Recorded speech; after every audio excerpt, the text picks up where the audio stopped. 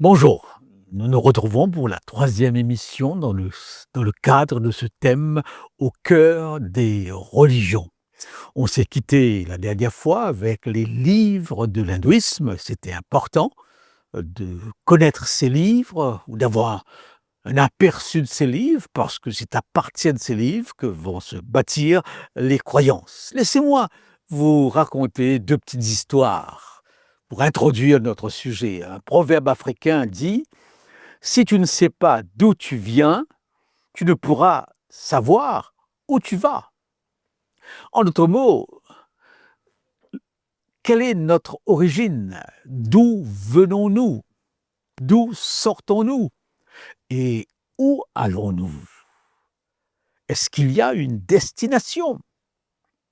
Nous savons qu'au bout de la course de notre existence se trouve la mort, par exemple. Mais est-ce qu'il y a quelque chose au-delà? On raconte l'histoire de deux Français qui se trouvaient pris dans un brouillard londonien extrêmement épais. Ils n'arrivaient pas à retrouver leur chemin. Heureusement, avec beaucoup d'hésitation, ils sont vus, ils ont trouvé un bar où habituellement les Anglais viennent regarder un match de foot tout en prenant une bière. Ils sont entrés dans le bar. Et juste à l'entrée se trouvait un colonel, un militaire.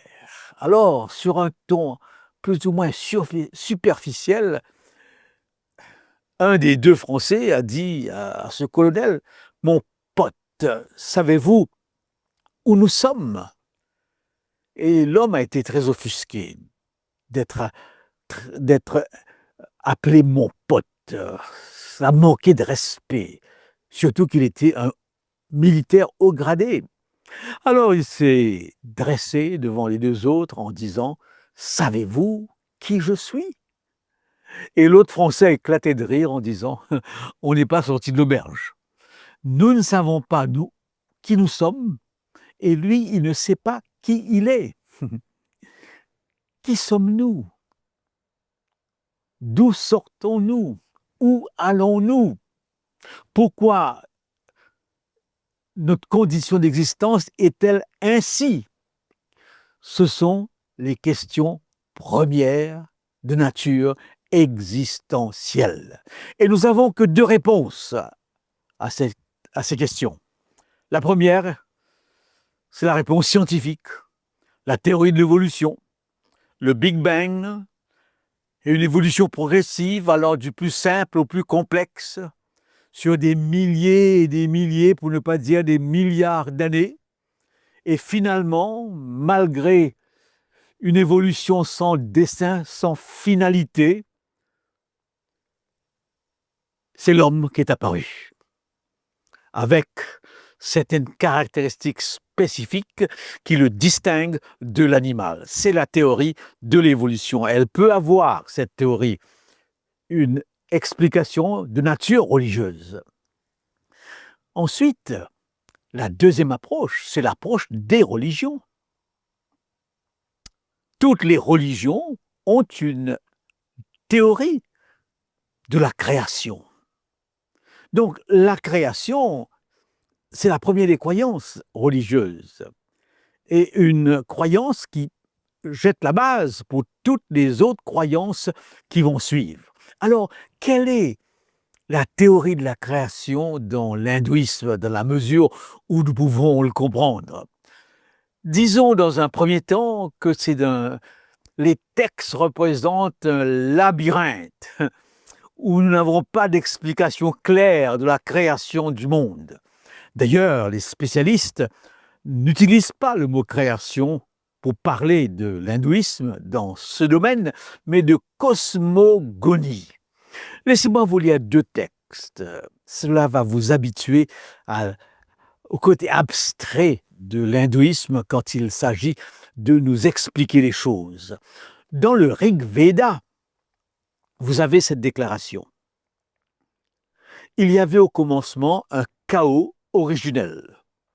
Ce chaos était symbolisé par une eau d'une profonde impénétrable.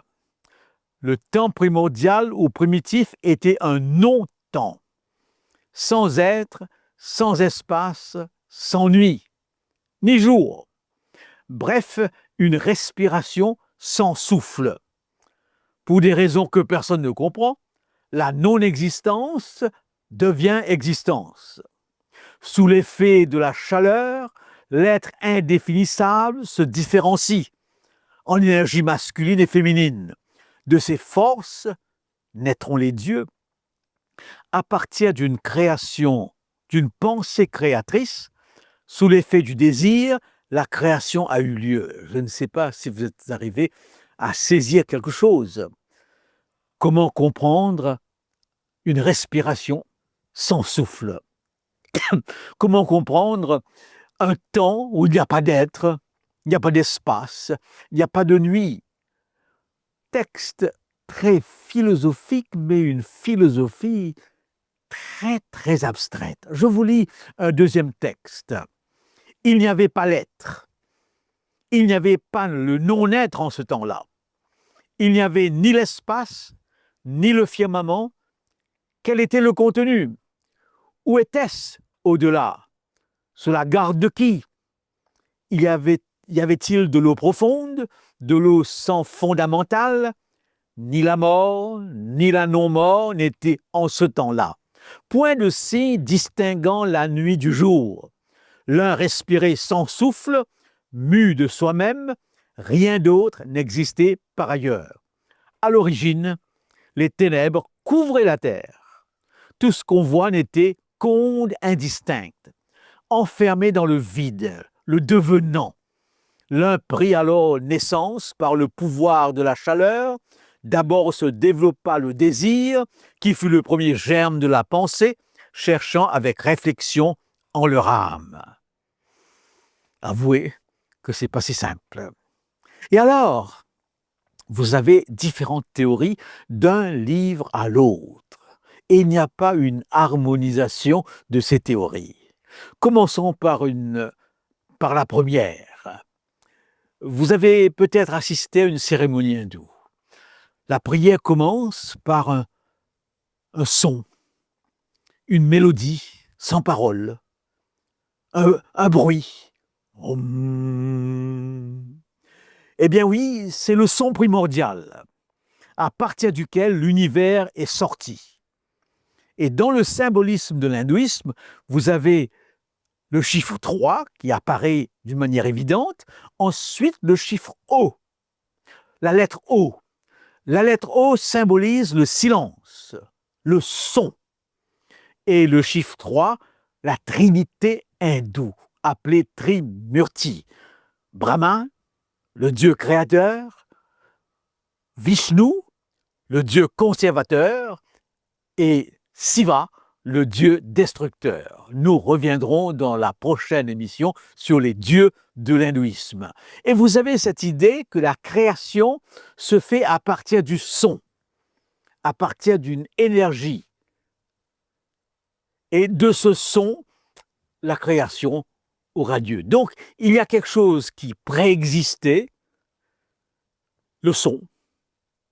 Et ce son donnera naissance à la création. La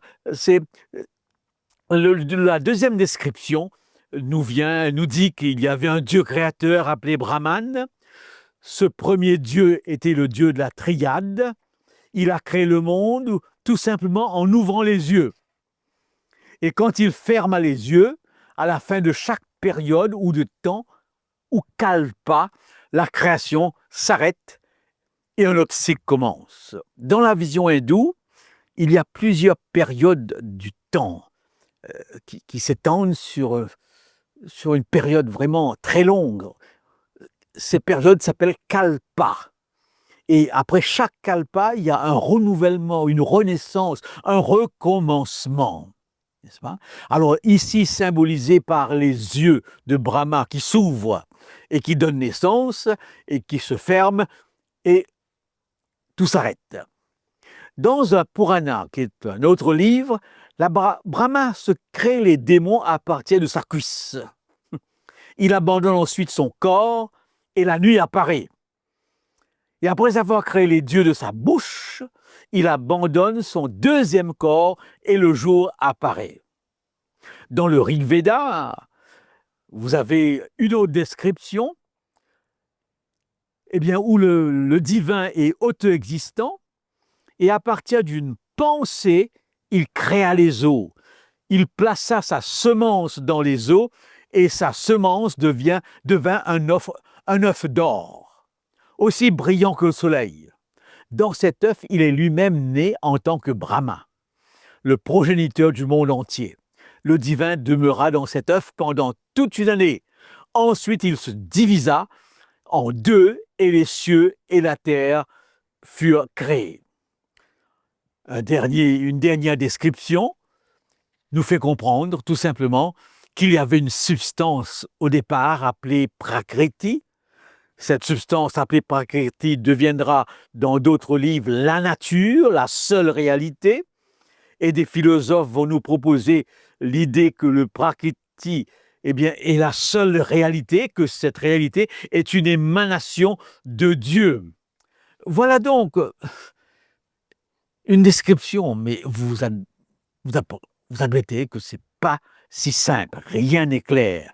Alors on retiendra tout simplement l'idée que la création est un flot continuel de cycles nombreux et que les histoires de la création sous-entendent que c'est une émanation d'un principe cosmique éternel appelé Brahman. Il y a un mot qui maintenant est important.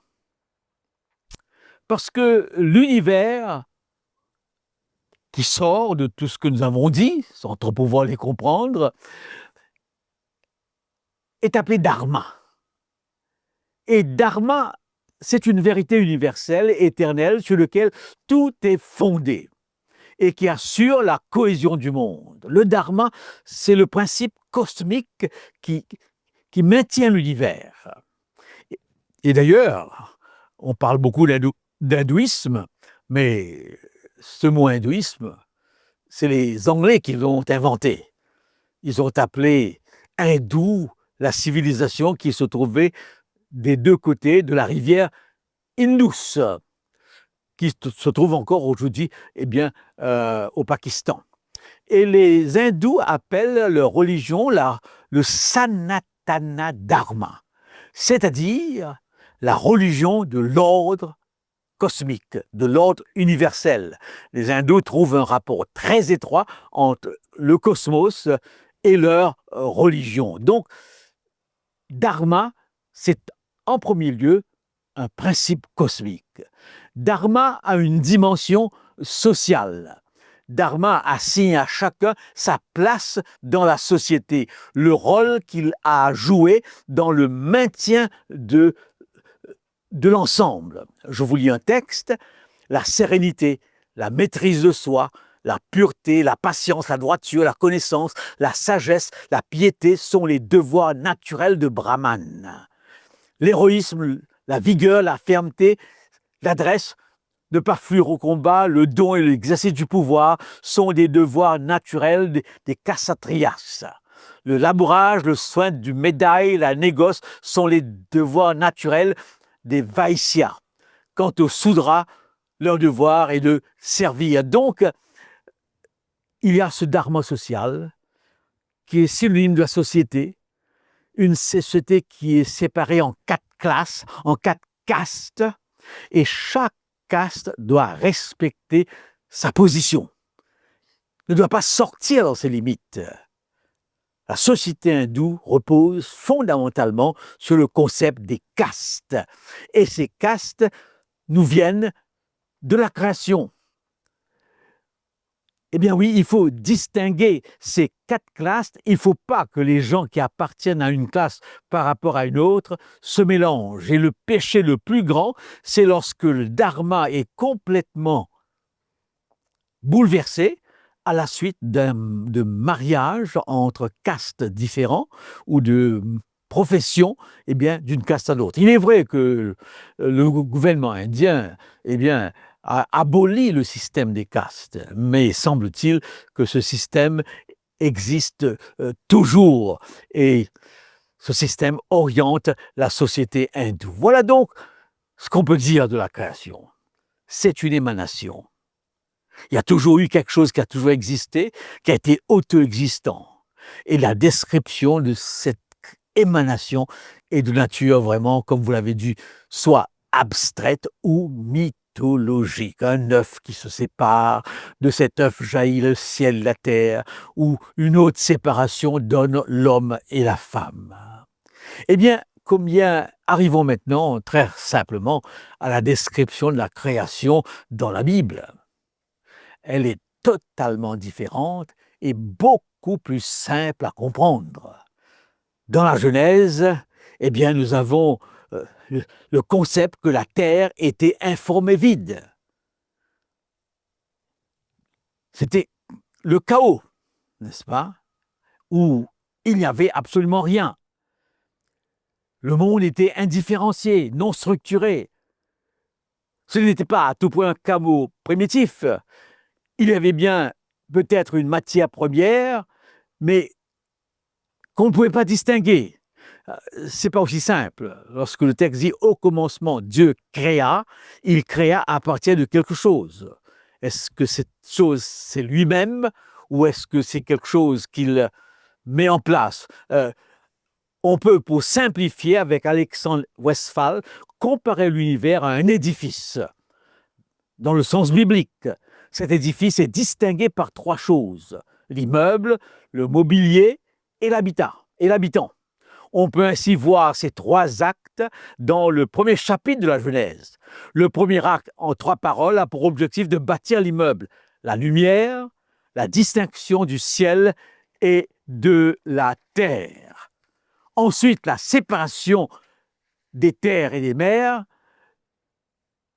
Après a lieu le deuxième acte, en deux paroles, qui a pour but de meubler l'habitation: la végétation nourricière, le rythme des jours et des saisons fécondantes, et le troisième acte, en trois paroles, qui vient meubler, si vous voulez, meubler cette habitation.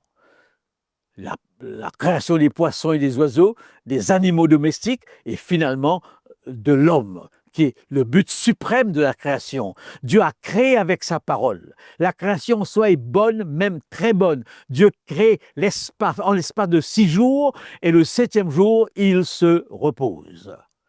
Quelles sont les vérités premières qui apparaissent dans le récit de la Genèse? Dieu est avant le temps. Dieu est avant la matière. Dieu fonde l'histoire. Dieu crée immédiatement, Dieu crée parfaitement, Dieu crée librement, Dieu fait de l'homme une créature privilégiée. Le psaume 104, versets 5 à 9, nous résume la création dans la Genèse. C'est le poète David qui dit « Il a établi la terre sur ses fondements, elle ne sera jamais ébranlée. Tu l'avais couverte de l'abîme comme d'un vêtement. Les eaux s'arrêtaient sur les montagnes, elles ont fui devant ta menace, elles se sont précipitées à la voix de ton tonnerre. Des montagnes se sont élevées, des vallées se sont abaissées au lieu que tu leur avais fixé. Tu as posé une limite que les eaux ne doivent point franchir, afin qu'elles ne reviennent plus couvrir la terre. » Je crois que nous voyons très vite la description simple du texte de la Genèse, compréhensible par tout le monde, du moins lors d'une première lecture, lorsque nous comparons cette description à la description de l'hindouisme. Quelle est la convergence que nous pouvons établir? Une seule. Dans l'hindouisme, comme dans le christianisme, il y a un temps où il n'y a rien. Bien que nous pouvons penser que l'hindouisme donne l'idée qu'il y a le son, qu'il y a une énergie, qu'il y a une parole éternelle. Mais bibliquement parlant, un temps, il n'y a rien, et Dieu va créer. Rien ne préexiste? Oui, rien ne préexiste. Deuxième convergence, mais là, je force un peu les choses. C'est ce concept de dharma, qui est un principe qui permet à l'univers de subsister. Nous avons la conviction, en tant que croyants chrétiens à partir de la Bible, que Dieu soutient l'univers, le disons par sa parole ou par les principes qu'il a établis, par les lois qu'il a établies. Si dharma signifie loi, qui signifie principe, eh bien, qui permet à l'univers de subsister, nous pouvons voir un parallèle, mais qui s'arrête là. Et ensuite, tout le reste est totalement différent. Dans la Bible, eh bien, la création est une œuvre de Dieu. La création n'est pas une émanation. Et la création a lieu en un espace de 6 jours, et ensuite Dieu explique les choses. Je crois que c'est tout ce qu'on pourrait dire par rapport à ce thème. Et la Bible maintenant va donner une description de la création d'Adam et d'Ève, parce que la deuxième question qui se pose, après la création de l'univers, mais comment les êtres humains sont arrivés? Et là aussi, comme je vous l'ai dit, c'est très mythologique. Un œuf qui se sépare, qui donne naissance au féminin et au masculin. Quelle est la nature de l'homme dans le texte hindou? C'est très compliqué. C'est très compliqué. C'est un être, eh bien, constitué de plusieurs enveloppes, de plusieurs éléments, n'est-ce pas? Une forme humaine, une enveloppe corporelle qui comprend les 10 organes extrêmes, les 5 organes sensoriels et les 5 organes moteurs, la vie, le souffle vital, le mental, l'intellect supérieur et l'ego, et finalement l'âme, l'atman, qui signifie âme. C'est la seule partie de l'être humain qui ne change pas, qui est éternelle et qui est même identique à Brahman, ce principe cosmique. Je ne vais pas entrer dans les détails de la description de l'homme parce que c'est extrêmement compliqué et c'est difficile de savoir de quoi on parle. Mais dans la description, n'est-ce pas, qui nous est donnée, il y a 2 éléments sur lesquels je voudrais insister. L'hindouisme, pour expliquer la condition humaine, utilise un terme appelé les vasanas ou les traces karmiques.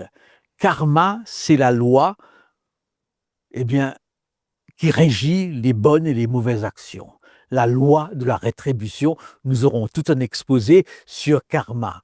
Et l'expression vasanas signifie inclination, disposition, tendance. Donc, il y a dans l'être humain une tendance, une disposition qu'il dirige. Et ces vasanas sont les traces karmiques, c'est-à-dire de bonnes ou de mauvaises actions.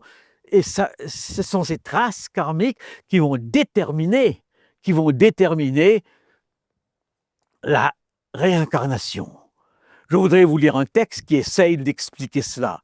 Une action laisse automatiquement dans l'être humain une trace. Cette trace est une force, un appel. Quand l'homme se trouve dans une situation semblable à celle où la trace d'une action fut pour la première fois dans son mental, il ne peut qu'agir comme il l'avait fait à cette occasion. Les vasanas nous inclinent donc vers des actions auxquelles elles nous lient. Ils sont l'essence même de notre attachement aux actes. Nous sommes par exemple émotionnellement liés par quelque chose que nous voulions posséder. Cette émotion est un élément très des vasanas, c'est un souvenir qui nous oriente. Si vous voulez, on peut simplifier la chose. Il y a un petit dicton hindou, très facile à retenir. Jette une pensée et tu récolteras une action. Jette une action et tu récolteras une habitude. Jette une habitude, tu récolteras un caractère. Jette un caractère et tu récolteras une destinée. En d'autres mots, à partir de l'action, eh bien, une trace est laissée, bonne ou mauvaise, qui déterminera les inclinations de notre être, les tendances de notre être. Il y a un deuxième élément pour comprendre la nature humaine qui me semble aussi important. Important parce que nous pourrons trouver un écho dans la description de l'homme dans la Bible. Eh bien, on parle des trois gunas. On parle des trois gunas. Sattva, Rajas, Tamas. Comment traduire, comment comprendre cette expression gunas? Ce mot signifie propriété, attribut ou qualité. Tels que la couleur bleue ou d'un morceau de tissu, les gunas sont les éléments constitutifs fondamentaux de la nature et les forces inhérentes de toute substance. Donc, toutes les substances contiennent en eux-mêmes, dans l'être humain, trois forces. La première force, sattva, la deuxième, rajas, la troisième, tamas. Alors, je vous lis un texte de la Bhagavad Gita. Sattvas, rajas, tamas, telles sont les qualités issues de la nature naturante. Ce sont elles qui enchaînent au corps l'immuable incorporé. Quand ces trois forces sont en équilibre, eh bien, tout va bien.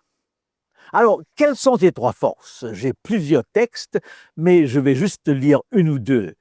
Le rajas, c'est l'essence de la passion. Rajas est la source de l'attachement. Rajas enchaîne. Rajas crée l'avidité, l'agitation, les actions que l'homme entreprise. C'est l'expression du désir. Et Rajas est le fruit. Le fruit de Rajas est la douleur et la convoitise. Donc, il faut à tout prix. Ce n'est pas la meilleure des forces, mais elle est là. Ensuite vient l'autre dimension appelée tamas. Ça, c'est l'ignorance, l'éclipse de toute la lumière. Par exemple, l'homme tamasique agit suivant les impulsions de son corps. Il est dépourvu du pouvoir de jugement.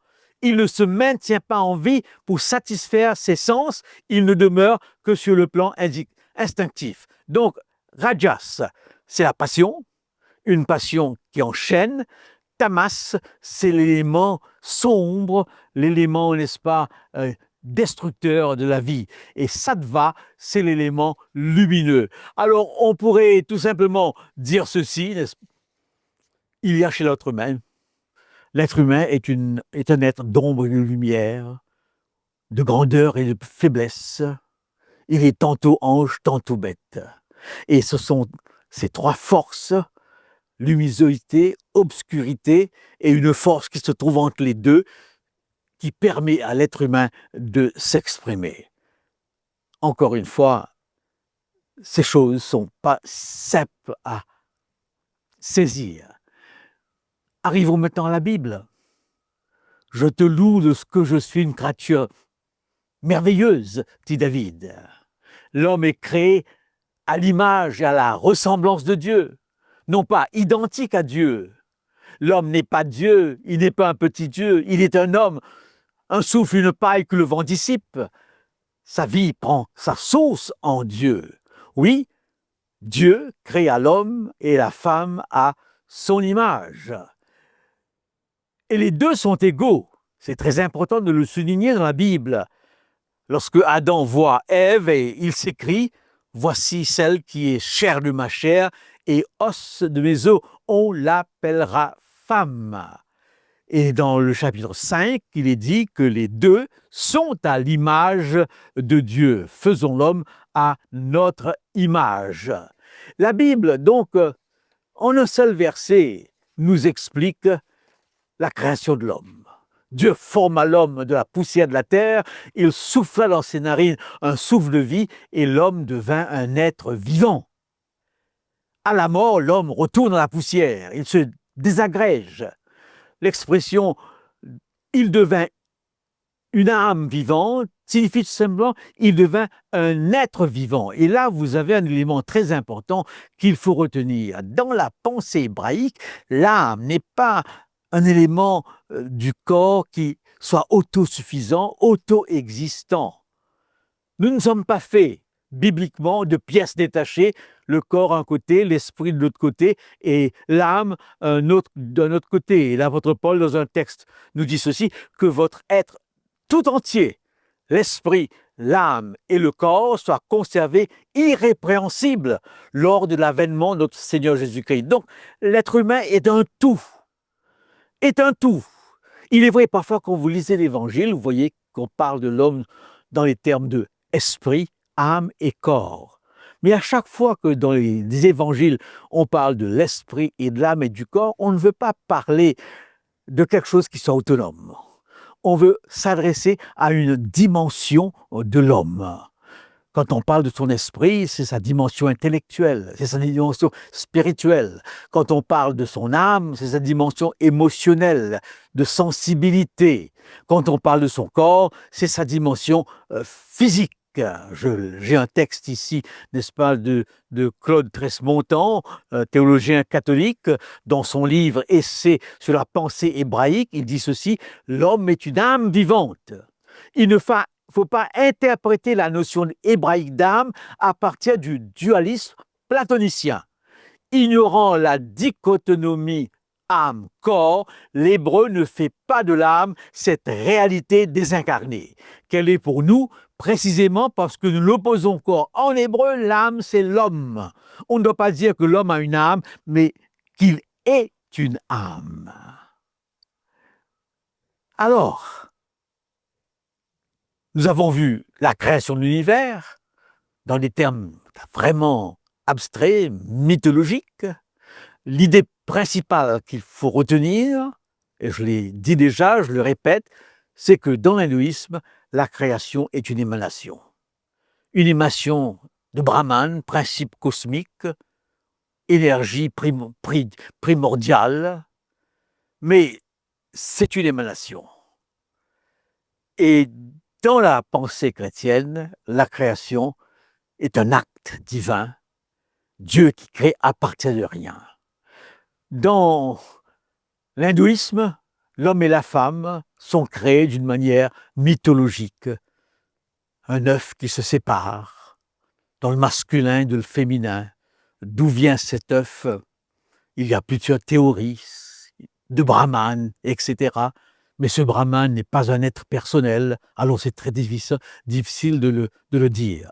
Le point qui peut-être pourrait être un point de convergence, c'est cette idée que l'homme a des tendances, a des inclinations vers le bien ou vers le mal. C'est un personnage à deux visages, n'est-ce pas? Comme Janus, ce personnage de la mythologie. Et là, l'hindouisme semble dire aussi que la nature humaine est affectée. Il y a une prédisposition. Et cette prédisposition est animée par ces trois forces, force de lumière, force de ténèbres, et en même temps une force qui soit entre les deux. Et l'être humain n'est pas en mesure parfois d'être équilibré. Donc, l'apôtre Paul parle de l'être humain comme étant un être misérable, tourné vers le mal beaucoup plus que vers le bien, et il emploie une expression très simple, je trouve en moi deux lois, une loi qui pointe vers le bien et une autre qui pointe vers le mal. La grosse différence qu'il faudra maintenir en terminant cette description, cette comparaison, ou plutôt cette juxtaposition, c'est que dans l'hindouisme, l'Atman, l'âme, qui n'a pas le même sens que dans certaines branches du christianisme, est un élément qui ressemble à Brahman.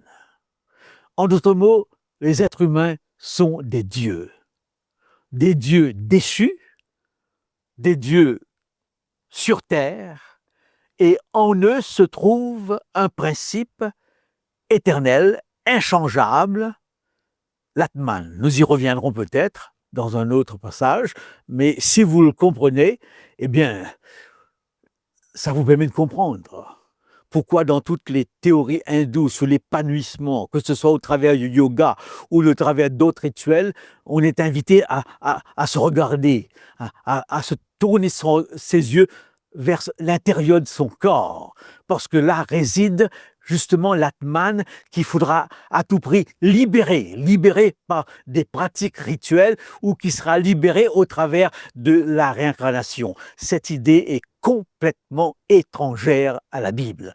Dans la Bible, l'homme n'est pas un Dieu, il n'est pas un demi-dieu, il est une créature. Au contraire, son désir de devenir Dieu en mangeant ce fruit défendu sera catastrophique, ce sera l'expression de l'entrée du péché, de ce que nous appelons la chute.